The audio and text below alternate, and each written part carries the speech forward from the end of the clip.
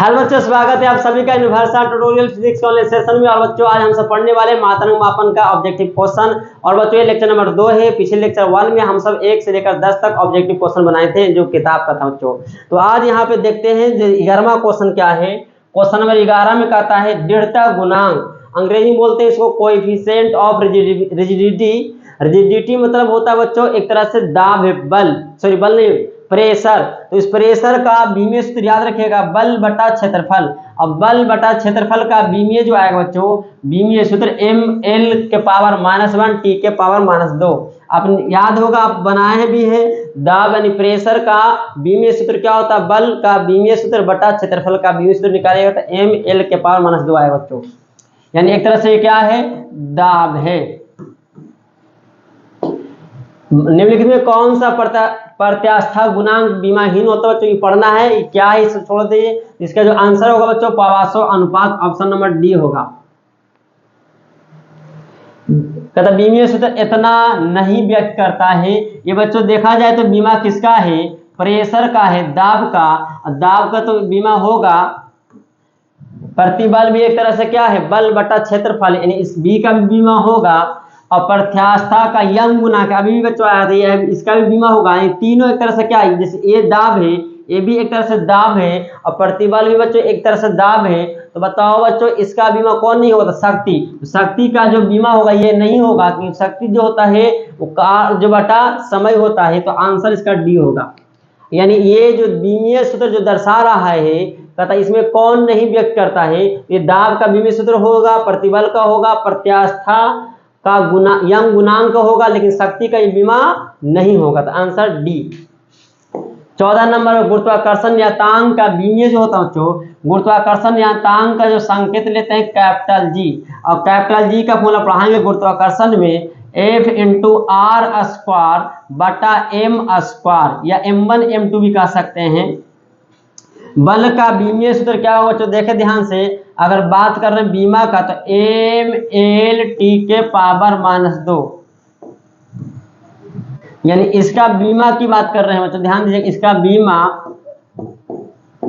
तो बीमा इसका बीमा तो बल का बीमा क्या होगा बच्चों, एम एल टी के पावर -2, आर दूरी है तो एल स्क्वायर बटा एम द्रव्यमान है तो एम के स्क्वायर, द्रव्यमान m1 m2 तो m²।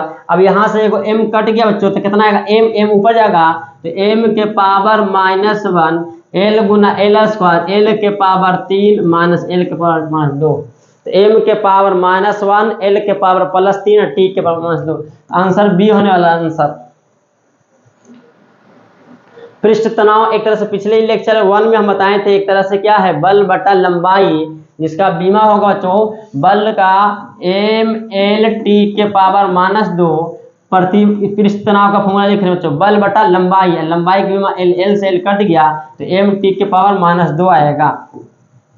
सुन रहे होंगे, ये पहले भी बता चुके हैं। अब यहाँ से बच्चों किसका कहता बीमीय सूत्र नहीं होगा, तो यहाँ पे पृष्ठ तनाव एक तरह से बल बटा अभी बताए लंबाई, संवेग का होता है द्रव्यमान गुना वेग, जो एम एल टी के पावर से यंग का गुणांक का नहीं होगा। तो आंसर क्या बच्चों, सांता गुणांक का, ऑप्शन 17 का डी, बी 17 का बी। निम्नलिखित में से किस जोड़े की बीमा स्थान है, यानी बीमा स्थान कहता दाब इकाई क्षेत्रफल की ऊर्जा। दाब होता है बच्चों इकाई क्षेत्रफल में बल, दाब इकाई आयतन की ऊर्जा। ये सही आंसर है। कार्य और शक्ति गलत है, दोनों अलग अलग होगा। संवेग ऊर्जा अलग होगा, दाब और इकाई क्षेत्रफल की ऊर्जा ये अलग है। तो आंसर इसका आंसर क्या होगा बच्चों, ऑप्शन क्या होगा, ये कि जो दाब का बीमा होगा वही बीमा इकांक आयतन की ऊर्जा। ऊर्जा का बीमा होता है एम एल² टी के पावर -2 बटा आयतन कर रहे एकांक, एकांक से भाग दीजिएगा आयतन में तो एल क्यों आएगा। तो यहाँ से बच्चों कितना आ गया, एम एल, ये ऊपर जाएगा तो +2 -3 -1 टी के पावर -2। अब देखिए तो ये किसका बीमा आ गया, ये दाब का बीमा आया कि नहीं आया बच्चों, ये दाब का बीमा आ गया, क्योंकि एकांक आयतन की ऊर्जा मतलब ऊर्जा बटा आयतन, तो ऊर्जा का बीमा बटा आयतन का बीमा किया तो दाब बन गया। इसलिए बच्चों ये क्या क्या ये जोड़े किस जोड़े का बीमा स्थान है, तो दाब ये करें तो आंसर नहीं आएगा। तो ऑप्शन नंबर बी 18 का। अब लिख चुके होंगे तो लिख लीजिए। निम्नलिखित किस भौतिक राशि का युग्म विमाएं समान है? कार्य ऊर्जा एक ही है बच्चों, याद होगा, बल शक्ति अलग है, बल और संवेग, संवेग ऊर्जा। तो आंसर क्या होगा? ए। कहता है कि अवस्था में समीकरण सी टी, ए और बी का विमा। हम बताएं बच्चों कि बी का विमा, भी क्या है? आयतन है, ये क्या है बच्चों? आयतन। तो बताओ बच्चों बी क्या होगा? तो बी का भी बीमा क्या होगा? बी का बीमा। तो दो भौतिक राशि तभी घट सकता है जो दोनों समान हो। अगर भी आयतन होगा तो बी भी आयतन होगा, तो आयतन की बीमा एल क्यू, यानी बी का बीमा तो एल क्यू। इसमें ऑप्शन नंबर ए क्यू है, एल क्यू। बाकी देखिए यहाँ पे सही नहीं है। अब रहा बच्चों ए का बीमा निकालना। तो ए का बीमा किससे निकलेगा? ध्यान दीजिएगा, एक है दाब और दूसरा है ए बटा भी स्क्वायर। ये दोनों आपस में जुड़ रहा है बच्चों। ये दोनों आपस में तभी जुड़ सकता है जब दोनों का बीमा एक समान हो। इसका मतलब ए बटा, यहाँ ध्यान दीजिए, ए बटा भी स्क्वायर का बीमा बराबर पी का बीमा, दोनों जुड़ रहा है बच्चों। तो ए का बीमा ऊपर वाला लिखेंगे, इसका बीमा निकालना है, और बटा भी स्क्वायर का बीमा। ध्यान दीजिए बच्चों,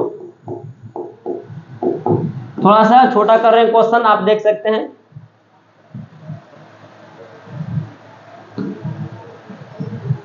बराबर पी का बीमा, याद होगा बच्चों, दाब है तो एम एल के पावर -1 टी के पावर -2। यहाँ पे ए का बीमा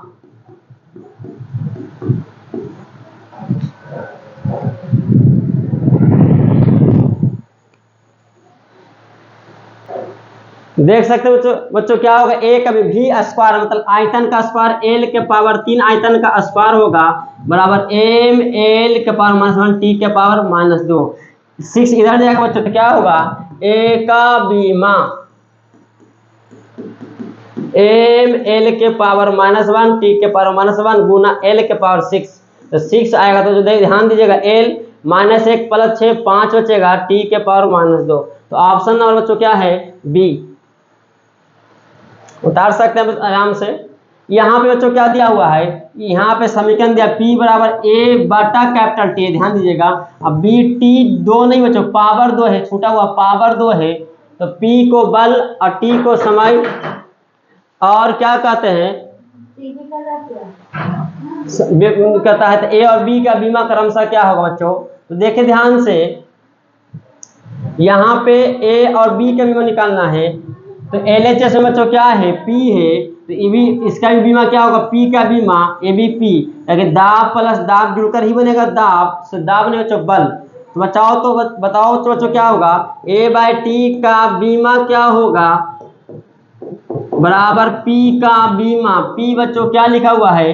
P जो है बल है, P क्या है बच्चों? बल। तो A का बीमा, P का बीमा क्या है? एम एल टी के पावर -2 गुना T कितना आ जाएगा? यहाँ पे बटा में T है, उधर भेजो मल्टीपल करेंगे T, एम एल टी के पावर -1, यानी 1 का तो बीमा आ गया बच्चों, एम एल टी के पावर -1, जो ऑप्शन नंबर ए आ रहा है। अब बच्चों B का बीमा निकालना है, तो क्या लिखेंगे? ध्यान दीजिए, इसको छोटा करने जा रहे हैं, इतना लिख लें। क्या लिखेंगे? बी टी स्क्वायर का बीमा बराबर P का बीमा। ध्यान दीजिए बच्चों, यहाँ पे क्या आने लगा? B का बीमा, ये गुना में तो बटन चल जाएगा, एम एल टी के पावर -2। बल का बीमा याद रखिए बच्चों, बताए थे, और T बचा टी स्क्वायर ऊपर जाएगा, तो एम एल टी के पावर -4। तो ऑप्शन में बच्चों क्या आ गया? ए आंसर आ गया।